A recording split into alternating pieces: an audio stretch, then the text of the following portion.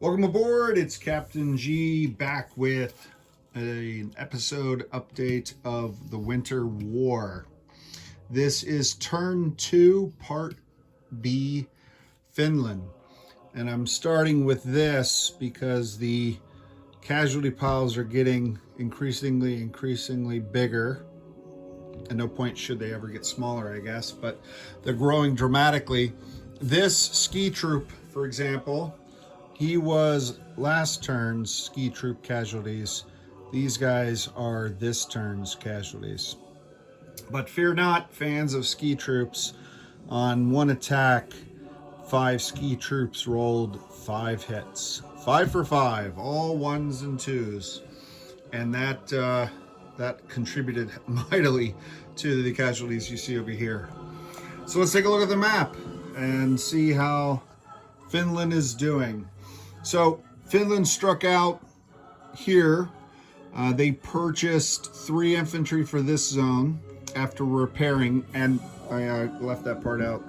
This yellow stack, I've decided to keep track of the damage, the economic damage that the Soviets have caused. So every time the Finns have to pay, I'm tracking these yellow chips so I can see that's currency that could have gone towards other units, right? All right, so as we go over here, for purchases, they bought 3 more infantry here. After repairing that, they maxed out this facility, this factory as well. They built 3 infantry and a tank because the Soviets don't have anti-tank troops to target them. So Finnish tanks, in a head-to-head comparison, since they don't have a kryptonite unit per se, can be very effective because they swing at 5s or at 3s. And then the last of their money went with the infantry down here in Helsinki.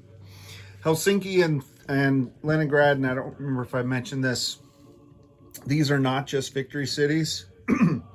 Those are more or less capitals, if you will. I know Leningrad's not, but you get the point.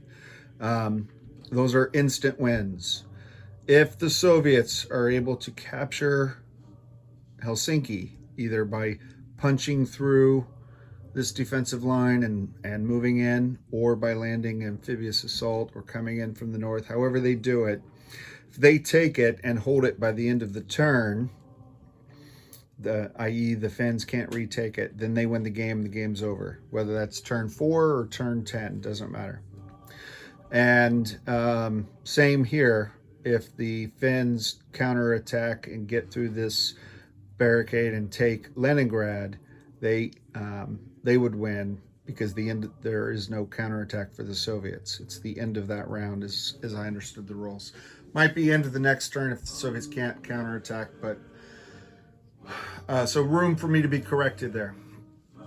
Anyway, so that's why this southern front is so important, and both sides building up their lines while all the combat, this is sort of a, pardon the pun, a Cold War, why all of the action is going on up here in the north. So with heavier support, 2 fighters in this zone and a fighter bomber in this one, they struck out into these zones. They, instead of taking the infantry as the first casualties because they attack at 1, I took ski troops as casualties, leaving the infantry there to defend, since they defend at 2 and these guys defend at 1, trying to be smarter about this as I'm learning the nuances of the game. Heavy casualties on both sides, but completely wiped out. If you compare this to the last video, any and all remaining Soviet tanks in the northern half of the entire theater. So this guy here, this lone tank, and this 1 tank behind him, these are the 2 northernmost armor units by the Russians. They may or may not send more tanks up. They may just pivot to an infantry and artillery campaign. So we'll see how that goes. But that's it. The Gulf of Bohemia now. This transport brought up that 4th Infantry to reinforce. And I'm looking at pardon the glare, a shuck system where 1, 2, I can pick up 2 infantry, 1, 2, I can drop off 2 infantry. So I think that is the mission for this transport. The Soviet transports are just collecting barnacles on the bottom of their hull right now. I gotta figure out what the Soviets are gonna do. So that takes us to the end of turn 2.